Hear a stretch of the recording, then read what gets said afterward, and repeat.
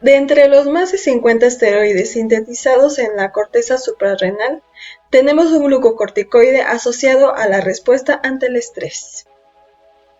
Hola a todos, esperando que se encuentren de lo mejor en estos días.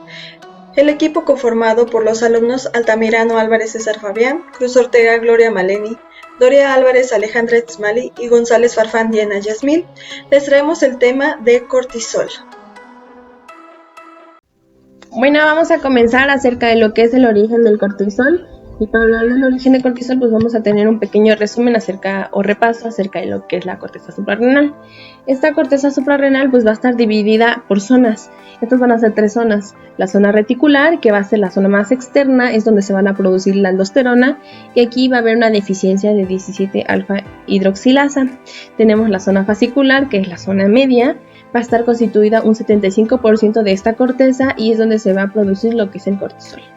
Y tenemos la zona reticular, que esta va a ser la zona más interna y es donde se va a producir lo que es la testosterona o andrógenos. Bueno, como biosíntesis tenemos que toda formación de hormona esteroidea es por medio del colesterol, entonces el colesterol va a ser el precursor. En los humanos la principal fuente de colesterol va a ser dada por las lipoproteínas de baja densidad o también conocidas como LDL. Estas van a ser captadas por receptores específicos y de ahí va a iniciar todo el proceso. Pero también va a estar dada por lo que son las lipoproteínas de alto peso molecular, también conocida como HDL. Bueno, en el siguiente cuadro o imagen nos muestra cómo está dividido. Está dividido por lo que es una zona glomerular, una zona fascicular y una zona reticular, ¿no? Entonces, en la glomerular ya habíamos dicho que se sintetiza lo que es la aldosterona, fascicular cortisol, reticular testosterona. Bueno, y esta tablita es muy importante porque nos habla acerca del nombre de la enzima y el gen. Entonces vamos a estar hablando acerca de lo que es el HSD3B2, el CYP17A1, el CYP21A2, el CYP11B1. Entonces, este es el gen y este va a ser el nombre que vamos a ver principalmente en los cuadros. Bueno, vamos a platicar ahora acerca de cómo se sintetiza este cortisol. Entonces habíamos dicho que el precursor de toda hormona esteroidea iba a ser el colesterol. Entonces el colesterol lo vamos a tener libre en el citoplasma y para que se haga todo este proceso de citoplasma tiene que pasar a mitocondria, y para que pase a la mitocondria necesitamos lo que es una proteína reguladora aguda esteroidea, que también va a ser llamada o conocida como STAR. Entonces aquí tenemos a STAR. Entonces del cortisol, por medio de esta proteína, va a pasar lo que es a la mitocondria. De mitocondria pues ya tenemos el colesterol y vamos a empezar con lo que son las enzimas. Entonces por medio del citocromo 11A1 vamos a obtener que el colesterol pasa a ser pregnenolona. De pregnenolona, por medio del citocromo 17A1 va a pasar a ser 17-hidroxipregnenolona.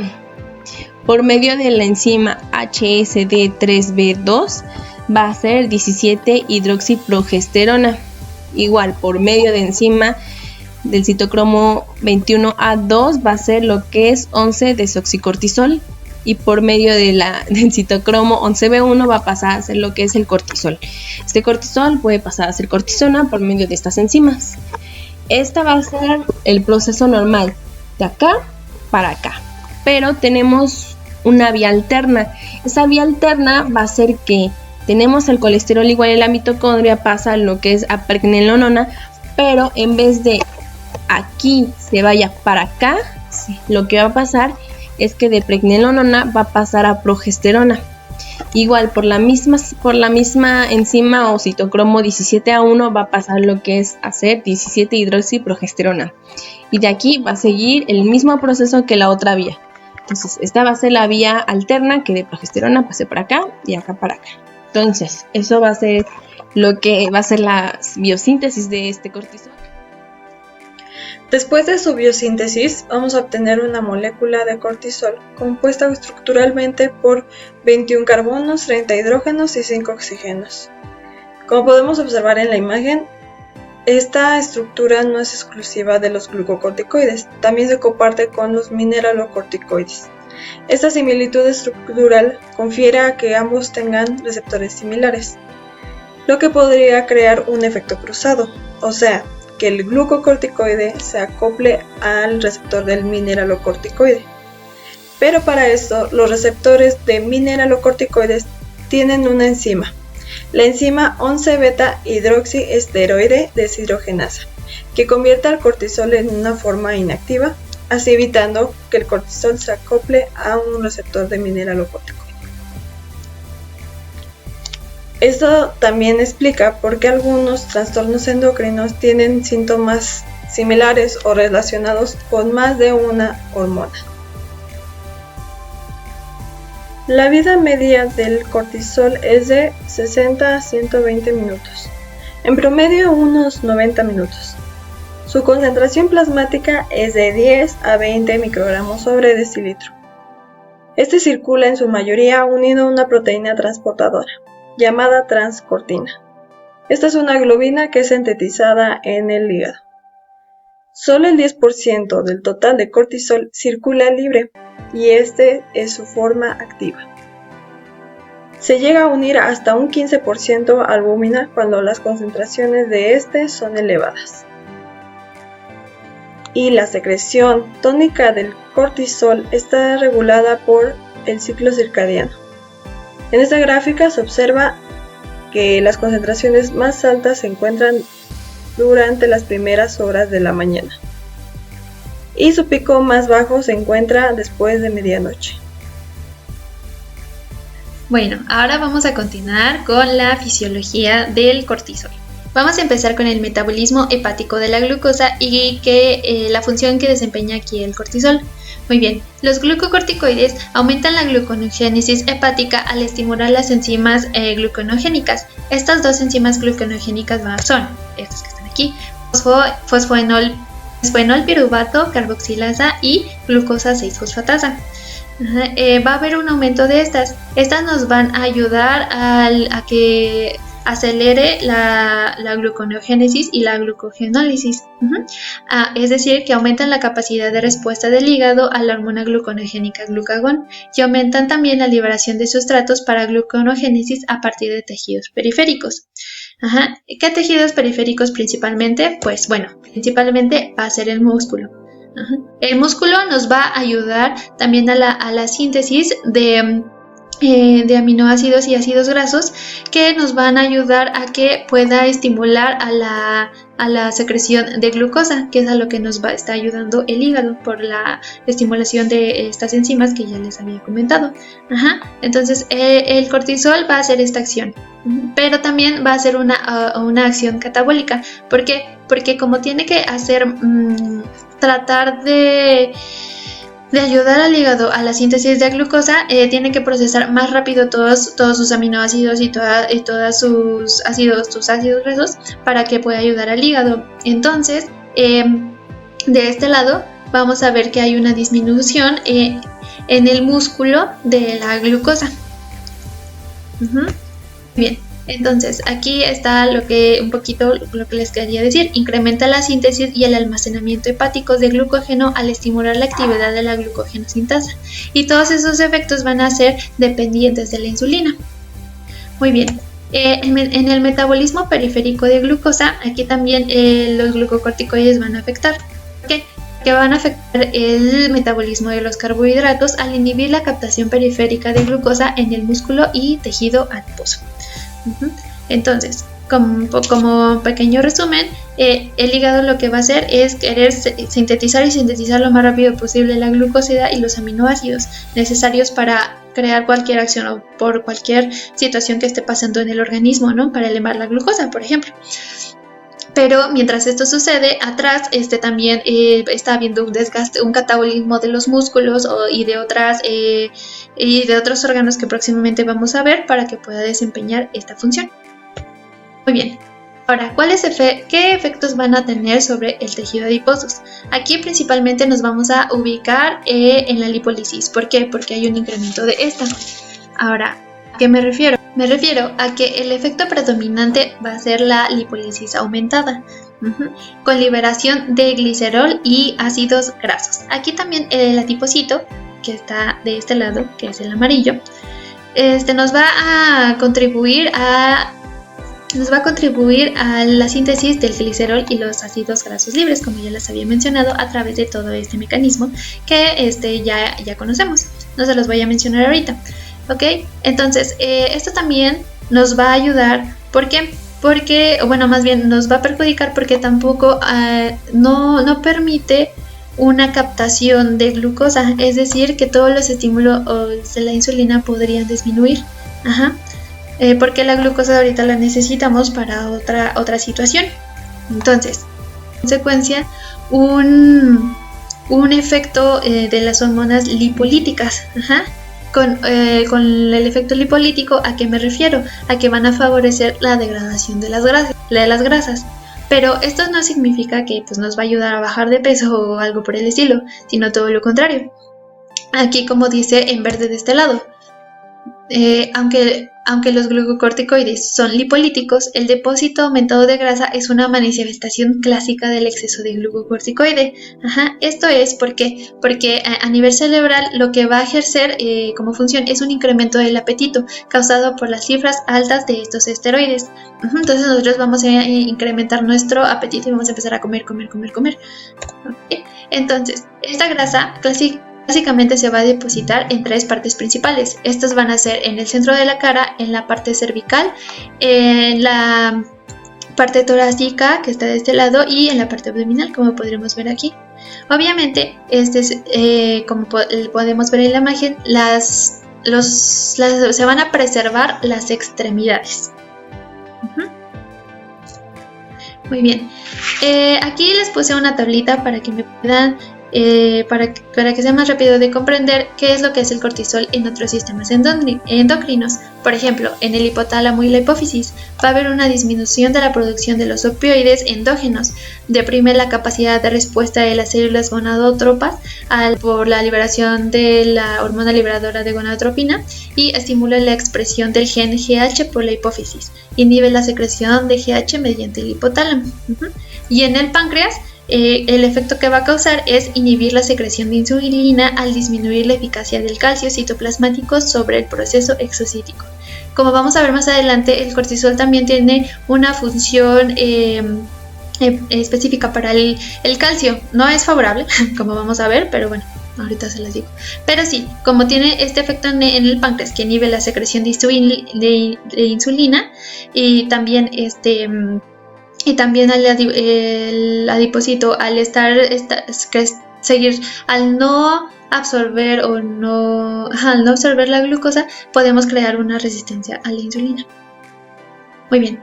Ahora, en este pequeño esquema se los puse para que ya vieran principalmente las funciones que hacen cada órgano, ¿no? Por ejemplo, en el hígado es algo anabólico. ¿Por qué? Porque se encarga de la síntesis principalmente de glucosa, mientras que los otros órganos periféricos, que son el tejido linfoide, piel y tejido conectivo, adiposo y el tejido adiposo más bien, van a hacer una función catabólica, porque todos estos se van a encargar de que el hígado pueda ejercer su acción. Entonces, todos estos nos van a ayudar a proveernos de ácidos grasos, glicerol y aminoácidos para que estos nos den el aporte energético y así puedan llegar al hígado y así puedan aumentar la síntesis de gluconogénesis y glucogenogénesis y así a producir la glucosa. Bien. Ahora, aquí les pongo un pequeño ejemplo de lo. Aquí nos podremos concentrar, por ejemplo, en algún empresario o en algún doctor, como quien. ¿Por qué? Porque son las personas que tienen altas horas de ayuno. Normalmente, pues este tipo de personas tienen un ayuno muy prolongado. En este caso, vamos a poner que unas de 10 a 14 horas de ayuno. ¿Qué es lo que sucede? Bueno, aquí la glucosa y los ácidos grasos empiezan a disminuir. Por lo tanto, también va a empezar a disminuir la insulina, la leptina y el sistema nervioso simpático. Es decir, que es cuando uno se empieza a sentir como un poco cansado, fatigado o empieza a sentirse pues desguanzado, por así decirlo. porque no tenemos pues ahora sí que glucosa o el azúcar necesaria para poder hacer nuestras cosas. Es decir, que en nuestro organismo empieza a hacer una función de anabólica. ¿Por qué? Porque entonces empiezan a trabajar otras hormonas, como la hormona contrarreguladora, el cortisol y entre otras, para que puedan proveernos de esa energía. Entonces, el resultado de esto es el aumento de la gluconogénesis, como ya lo habíamos mencionado la pasada, y el aumento de la glucogenólisis. Y esto nos va a dar como resultado la glucosa. Pero también en los adipocitos, como ya les había mencionado, hay una disminución de la captación de glucosa. Ahora, también como hay un aumento de la lipólisis y hay un aumento de la proteólisis, para que puedan generar más glucosa. Cuando hay un aumento de la lipólisis, el efecto secundario va a ser un aumento, que puede haber un aumento de los cuerpos cetónicos y de los ácidos grasos. Muy bien. Entonces, ojalá que con este ejemplo ya les haya quedado un poquito mejor. Muy bien, en cuanto al tejido conectivo, los glucocorticoides en exceso, como aquí lo menciona, inhiben los fibroblastos, llevan a la pérdida de colágeno y de tejido conectivo y así originan adelgazamiento de la piel, formación fácil de moretones, formación de estrías y cicatrización inadecuada de la herida. Entonces, los glucocorticoides afectan a la piel porque la hacen más delgada. Es decir, por ejemplo, algunas veces en algunos pacientes con dermatitis atópica, lo que sucede es que para bajar un poquito esa inflamación que tienen en el sarpullido, les mandan estos glucocorticoides. Y esto a lo largo de, si se utilizan por un mayor tiempo, va a empezar a hacer la piel más delgada y más propensa a que le pueden suceder otro tipo de cosas, o que el sarpullido pueda volver a salir y otras cosas, ¿no? Y también hay que recordar que en la enfermedad de Cushing hay algunos pacientes que además de que tienen esa concentración de grasa en el abdomen, también llegan a padecer lo que son las estrías. Entonces, esta es la razón por la cual la tienen, ¿no? Esa es la razón de los glucocorticoides. Muy bien. Ahora, en el tejido óseo. En el tejido óseo, pues, las dosis suprafisiológicas de los corticoides van a estimular la resorción ósea o pueden llegar a estimular esta resorción ósea. Pero cuando hay un exceso de estos glucocorticoides, inhiben de manera directa la formación de hueso al disminuir la proliferación celular y la síntesis de RNA, proteína, colágeno y hialuronidato. Es decir, que vamos a ver pacientes con algunas enfermedades óseas, ¿no? Osteopenias, cosas por el estilo que va a ser debida al exceso de glucocorticoides o de cortisol. Aquí les pongo la acción de la 1.25 dihidroxicalciferol. Esta, pues bueno, lo que hacen los cortisoles, o porque se lo estoy poniendo así, es que reducen de manera notoria la absorción intestinal de calcio, la cual tiende a disminuir el calcio sérico. Entonces, se cree que es por el antagonismo de esta proteína o de esta enzima, de la acción de 1.25 dihidroxicalciferol en el intestino, haciendo un balance negativo de calcio con un decremento de la absorción y aumento de la excreción urinaria de la resorción ósea. Es decir, como va a haber una concentración alta del cortisol, vamos a estimular la resorción ósea, o sea, que los osteoclastos y los osteoblastos todos estén trabajando de manera continua, así y en exceso, ¿no? Más que nada los osteoclastos porque son los que van quitando. Esto va a causar un daño en el hueso, principalmente, obviamente, en el hueso, y al haber una disminución de la concentración de calcio porque no la estamos orinando, también vamos a tener un déficit del calcio sérico. Entonces esto es lo que provocan de esta parte. Muy bien. Continuando con el desarrollo y el crecimiento, vamos a ver cómo el cortisol también puede llegar a influir en este aspecto.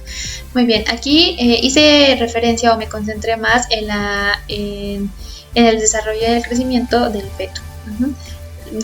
Dicen las bibliografías que el cortisol, al unirse a factores de crecimiento, en lugar de hacer una función inhibitoria, va a ser una función estimuladora. Es decir, que cuando el cortisol en el feto se une a este factor de crecimiento, va a ayudar así a la producción, en este caso, del factor surfactante, que eso lo encontramos principalmente en los alvéolos, como no podremos recordar. Y también va a ayudar al desarrollo acelerado de sistemas de enzimas hepáticos gastrointestinales. Esas van a ser sus dos principales aportaciones del cortisol en el feto. Muy bien, en cuanto al sistema de leucocitos y el sistema inmune, como nosotros podemos recordar, el cortisol también otro efecto que tiene es un efecto desinflamatorio. Por eso a veces muchos doctores lo mandan dependiendo de la patología, obviamente. Muy bien, existen varios mecanismos, dos mecanismos que yo encontré, yo solo les voy a explicar uno, y es que el cortisol puede activar a la lipocortina 1. Esta lipocortina 1 nos va a ayudar a la inhibición de la fosfolipasa A2. La fosfolipasa A2 nos va a modular la liberación del ácido araquidónico. El ácido araquidónico va a bloquear la liberación de la ciclooxigenasa y la lipooxigenasa. Esto nos va a inhibir la síntesis de sustancias inflamatorias, o como nosotros conocemos como la citosina 1, la citosina 6 y el interferón alfa, que eso nos ayuda a la inflamación. Entonces, por todo este mecanismo se quitan y hay una disminución de la inflamación. Muy bien. Ahora, ¿qué es lo que sucede? También otra cosa que hace el cortisol es que va a aumentar el movimiento, por así decirlo, de los polimorfonucleares, en este caso. Al igual que va a aumentar esa extravasación, va a llegar un momento de cuando, como en esta imagen que tenemos aquí, que esta extravasación va a ser muy incrementada, y por lo tanto nosotros vamos a tener ya una disminución tanto de, por ejemplo, eritrocitos, monocitos y todo el sistema que nos va a ayudar a la protección del cuerpo. Es decir, que el sistema inmune va a disminuir. Es por eso que cuando mandemos este tipo de medicamentos tenemos que tener mucho cuidado. Bien. Ahora, efectos sobre otras hormonas. Yo me concentré en estas dos, que va a ser la función tiroidea y la función gonadal. En la función tiroidea, pues principalmente el cortisol lo que va a hacer es la inhibición de la hormona liberadora de tireotropina. Está por ahí. Esa hormona liberadora de tireotropina no va a hacer que se libere la tireotropina necesaria para la glándula tiroides. Por lo tanto, no va a haber una conversión efectiva de T4 a T3, y eso va a disminuir la actividad, la función tiroidea. Por lo tanto, en la función gonadal vamos a tener que va a afectar de diferente forma a los hombres y a las mujeres. En los hombres va a inhibir la hormona liberadora de gonadotropina que tenemos de este lado. Al inhibir esta hormona liberadora va a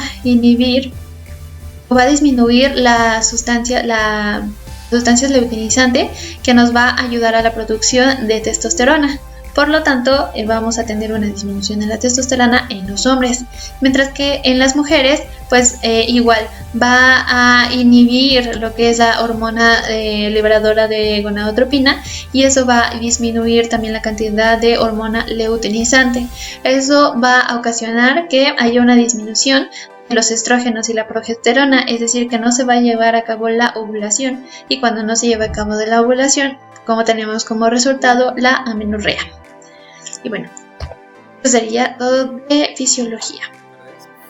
Vamos a darle continuación al tema. En esta parte vamos a ver sobre todo el eje hipotálamo hipoficiario adrenal o suprarrenal. Aquí tenemos que hacer primero la aclaración respecto a estos dos nombres, lo que sería adrenal y suprarrenal. El suprarrenal, como hemos visto anteriormente y como su nombre lo indica, significa que va a estar arriba del riñón. La parte adrenal, el nombre de adrenal se da a que se va a producir lo que sería adrenalina. Muy bien, aquí lo que también tenemos que empezar a manejar va a ser el sistema de retroalimentación positiva y el sistema de retroalimentación negativa. Esto porque el sistema de retroalimentación positiva va a ir sobre todo en el principal eje, lo que sería el hipotálamo, hipófisis, adrenal o suprarrenal. Y el negativo se va a dar sobre todo desde la parte de la parte adrenal, cuando se libere cortisol, para tratar de eliminar que se libere un poco más del mismo. Bueno, ya tomando a partir desde este punto, vamos a ver el por qué es un eje. El eje se da a partir del hipotálamo, la parte superior.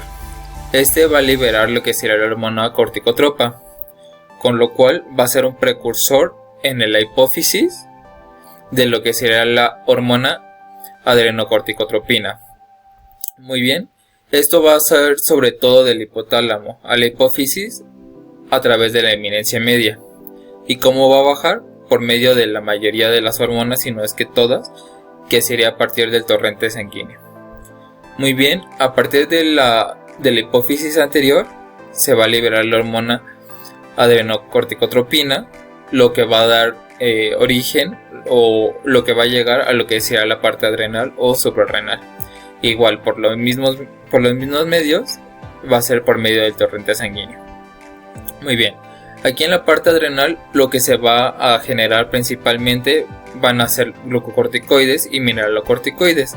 En la parte de los glucocorticoides, que es la parte que nos importa más, se va a liberar lo que sería el cortisol. Aquí hay que tomar en cuenta también una parte muy importante que en la imagen no se muestra, pero que me gustaría comentarles, es que el cortisol se va a producir específicamente en una de las dos partes de lo que vemos en el riñón. Va a haber dos partes, lo que sería la médula o lo que sería la corteza. En esta parte se va a dar sobre todo en lo que será la corteza. Muy bien. Y en lo que será la médula, lo que se va a generar va a ser la adrenalina y noradrenalina. Es por eso que el nombre de adrenal. Muy bien. La adrenalina y noradrenalina se van a producir por medio del sistema simpático. Estas van a ser importantes debido a que su misma producción va a estimular a lo que será el hipotálamo como tal. Esto quiere decir que esa va a ser una retroalimentación negativa y va a producir al mismo tiempo lo que sería cortisol, aunque ya esté en exceso. Esto es algo muy importante que tenemos que tomar en cuenta.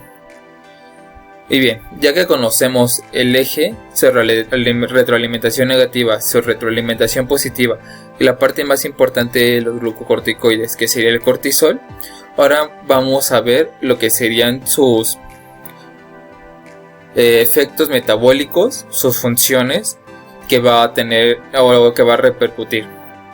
Principalmente de todos estos va a ser el estrés. El estrés va a ser un desencadenante sobre todo del cortisol. También esto va a hacer que se inhiba el sistema inmune.